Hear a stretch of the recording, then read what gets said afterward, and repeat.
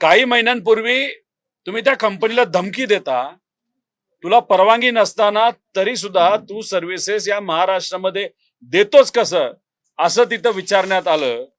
आणि आता त्यांच्या एका लीगला तुम्ही जर त्यांच्याकडनं स्पॉन्सरशिप घेत असाल, चर्चा अशी आहे मनी फॉर्म मध्ये आणि काइंड मध्ये, म्हणजे काही वस्तू स्वरूपात मदत केली जाते. अंदाज असा आहे की 10 कोटीच्या आसपास अशी स्पॉन्सरशिप या कंपनीली, रॅपिडो कंपनीली सरनाईकांच्या फाउंडेशनला नाही तर या स्पर्धेला तिथं दिलेली आहे. अधिवेशनात स्टिंग होतं, रॅपिडो कंपनी विरुद्ध होतं आणि तीच रॅपिडो कंपनी स्पॉन्सर म्हणून प्रताप सरनाईकांच्या इव्हेंटसाठी स्पॉन्सरशिप देते. याला शुद्ध मराठी भाषेत खंडणी एवढंच म्हटलं जातं. तर हे जे सगळं चाललंय, शिंदेनी हे ताबडतोब बंद करावं.